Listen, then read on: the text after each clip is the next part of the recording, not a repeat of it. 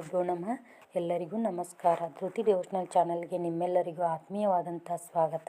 ಸ್ನೇಹಿತರೆ, ಇವತ್ತಿನ ವಿಡಿಯೋದಲ್ಲಿ 2026ರ ಜುಲೈ 25ರಂದು ಆಚರಿಸಲಾಗುವ ದೇವಶಯನಿ ಏಕಾದಶಿ ಕುರಿತು ಮಾಹಿತಿಯನ್ನು ನೀಡ್ತಾ ಇದ್ದೀನಿ. ದೇವಶಯನ ಏಕಾದಶಿ ಯಾವ ದಿನ ಬಂದಿದೆ, ತಿಥಿ ಯಾವಾಗ ಪ್ರಾರಂಭವಾಗುತ್ತದೆ, ಯಾವಾಗ ಮುಕ್ತಾಯವಾಗುತ್ತದೆ, ಉಪವಾಸವನ್ನು ಹೇಗೆ ಆಚರಿಸಬೇಕು, ಪೂಜಾ ವಿಧಾನವೇನು, ಪಾರಣೆ ಸಮಯ ಯಾವುದು, ಈ ದಿನ ಪಾಲಿಸಬೇಕಾದಂತಹ ನಿಯಮಗಳು ಯಾವುವು, ದೇವಶಯನಿ ಏಕಾದಶಿಯ ಮಹತ್ವ ಹಾಗೂ ಪುರಾಣದಲ್ಲಿ ಹೇಳಿರುವ ಕೃತಕತೆ ಏನು ಎಂಬ ಎಲ್ಲ ವಿಷಯಗಳನ್ನು ಇವತ್ತಿನ ವಿಡಿಯೋದಲ್ಲಿ ವಿವರವಾಗಿ ಹೇಳ್ತಾ ಇದ್ದೀನಿ. ಆದ್ದರಿಂದ ಈ ವಿಡಿಯೋವನ್ನು ಕೊನೆಯವರೆಗೂ ತಪ್ಪದೇ ನೋಡಿ. ಹಿಂದೂ ಧರ್ಮದಲ್ಲಿ ಏಕಾದಶಿ ತಿಥಿಯನ್ನು ಶ್ರೀ ಮಹಾವಿಷ್ಣುವಿಗೆ ಅತ್ಯಂತ ಪ್ರಿಯವಾದ ದಿನವೆಂದು ಪರಿಗಣಿಸಲಾಗುತ್ತದೆ.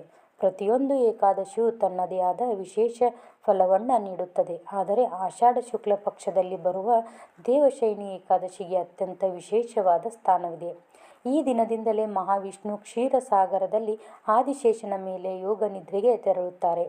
ಇದೇ ಕಾರಣಕ್ಕೆ ಈ ಏಕಾದಶಿಯನ್ನು ದೇವಶಯನಿ, ಹರಿಶಯನಿ ಹಾಗೂ ಪದ್ಮನಾಭ ಏಕಾದಶಿ ಅಂತ ಕರೆಯುತ್ತಾರೆ.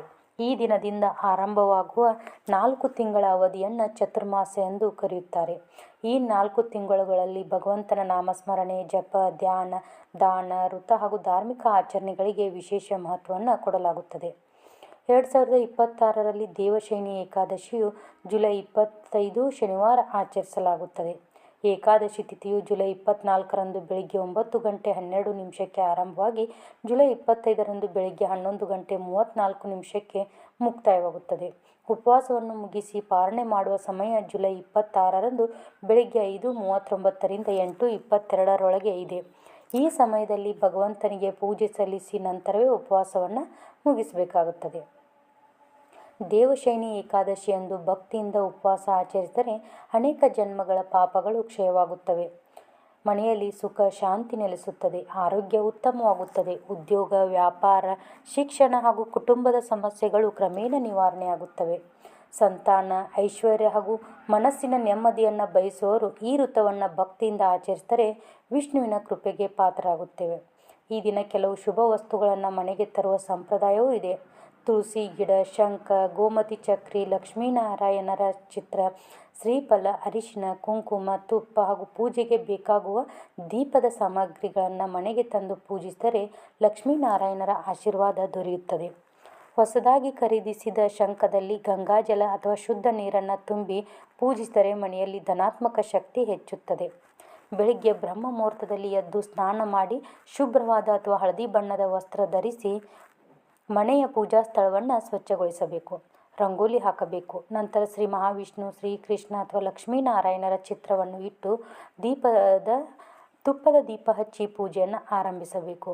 ಮೊದಲು ಗಣಪತಿಯನ್ನು ಸ್ಮರಿಸಿ ನಂತರ ಸಂಕಲ್ಪ ಮಾಡಿಕೊಂಡು ವಿಷ್ಣುವಿಗೆ ಚಂದನ, ಅರಿಶಿನ, ಕುಂಕುಮ, ಹೂವು, ತುಳಸಿ ದಳ, ಹಣ್ಣು ಹಾಗೂ ಸಿಹಿ ನೈವೇದ್ಯವನ್ನು ಅರ್ಪಿಸಬೇಕು.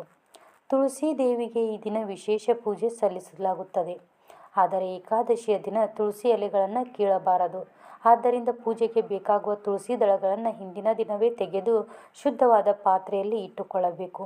ತುಳಸಿ ಗಿಡಕ್ಕೆ ನೀರು ಅರ್ಪಿಸಿ ದೀಪ ಹಚ್ಚಿ ಪ್ರದಕ್ಷಿಣೆ ಮಾಡಿದರೆ ಕುಟುಂಬದಲ್ಲಿ ಶುಭ ಫಲಗಳು ಹೆಚ್ಚುತ್ತವೆ.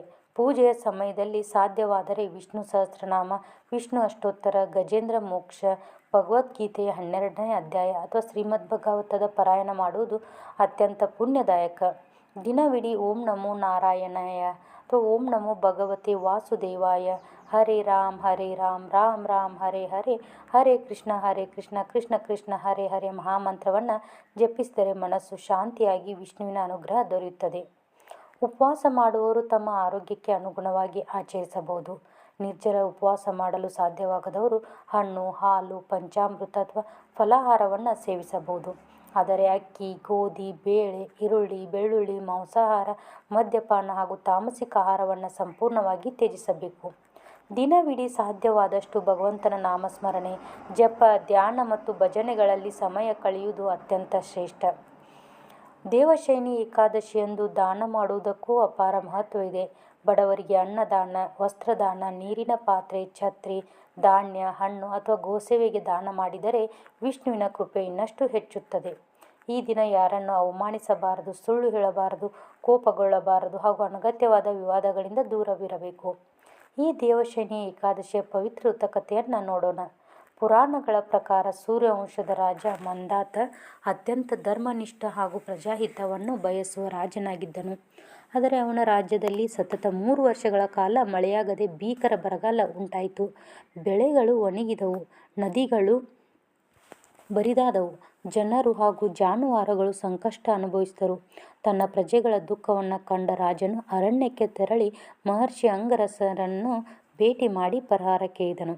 ಆಗ ಮಹರ್ಷಿಗಳು, ರಾಜನೇ, ಆಷಾಢ ಶುಕ್ಲ ಪಕ್ಷದ ದೇವಶಯನಿ ಏಕಾದಶಿಯನ್ನು ರಾಜ್ಯದ ಎಲ್ಲರೂ ಸೇರಿ ಭಕ್ತಿಯಿಂದ ಆಚರಿಸಿ ಶ್ರೀ ಮಹಾವಿಷ್ಣುವನ್ನು ಪೂಜಿಸಿ ಉಪವಾಸ ಮಾಡಿರಿ. ಆಗ ನಿಮ್ಮ ರಾಜ್ಯದ ಎಲ್ಲ ಸಂಕಷ್ಟಗಳು ನಿವಾರಣೆಯಾಗುತ್ತವೆ ಅಂತ ಹೇಳಿದ್ರಂತೆ.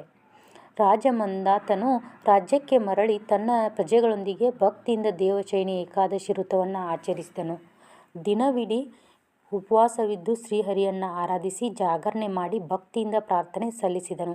ಅವರ ಭಕ್ತಿಗೆ ಮೆಚ್ಚಿದ ಶ್ರೀ ಮಹಾವಿಷ್ಣು ಅನುಗ್ರಹ ನೀಡಿ ರಾಜ್ಯದಲ್ಲಿ ಧಾರಾಕಾರ ಮಳೆ ಸುರಿಯುವಂತೆ ಮಾಡಿದರು. ಭೂಮಿ ಮತ್ತೆ ಹಸಿರಾಯಿತು, ಬೆಳೆಗಳು ಸಮೃದ್ಧಿಯಾಗಿ ಬೆಳೆದವು, ಜನರು ಸುಖ ಶಾಂತಿಯಿಂದ ಬದುಕಲು ಆರಂಭಿಸಿದರು. ಆದ್ದರಿಂದ ಈ ಏಕಾದಶಿಯನ್ನು ಸಂಕಷ್ಟಗಳನ್ನು ನಿವಾರಿಸುವ ಹಾಗೂ ವಿಷ್ಣುವಿನ ವಿಶೇಷ ಕೃಪೆಯನ್ನು ಪಡೆಯುವ ಮಹತ್ವದ ವ್ರತವೆಂದು ಪುರಾಣಗಳು ಹೇಳುತ್ತವೆ. ಭಕ್ತರೇ, ಸಾಧ್ಯವಾದರೆ ಈ ದೇವಶಯನಿ ಏಕಾದಶಿಯನ್ನು ಭಕ್ತಿಯಿಂದ ಆಚರಿಸಿ ಶ್ರೀಹರಿಯ ನಾಮಸ್ಮರಣೆ ಮಾಡಿ ತುಳಸಿ ಪೂಜೆ, ದಾನ, ಧರ್ಮ ಹಾಗೂ ಜಪ ಧ್ಯಾನಗಳಲ್ಲಿ ಸಮಯ ಕಳೆಯಿರಿ. ಖಂಡಿತವಾಗಿಯೂ ಶ್ರೀ ಮಹಾವಿಷ್ಣುವಿನ ಕೃಪೆ ನಿಮ್ಮ ಹಾಗೂ ನಿಮ್ಮ ಕುಟುಂಬದ ಮೇಲೆ ಸದಾ ಇರುತ್ತದೆ.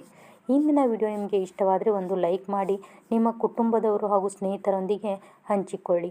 ಇಂತಹ ಇನ್ನಷ್ಟು ಧಾರ್ಮಿಕ ಮಾಹಿತಿ, ವ್ರತಗಳು, ಹಬ್ಬಗಳು, ಪೂಜಾ ವಿಧಾನಗಳು ಹಾಗೂ ಮಂತ್ರಗಳಿಗಾಗಿ ಧೃತಿ ಡಿವೋಷನಲ್ ಚಾನಲನ್ನು ಸಬ್ಸ್ಕ್ರೈಬ್ ಮಾಡಿ ಬೆಲ್ ಐಕಾನ್ ಒತ್ತುವುದನ್ನು ಮರಿಬೇಡಿ. ಧನ್ಯವಾದಗಳು. ಮತ್ತೆ ಮುಂದಿನ ವಿಡಿಯೋದಲ್ಲಿ ಸಿಗ್ತೀನಿ. ಸರ್ವೇ ಜನ ಸುಖಿನೋ ಭವಂತು.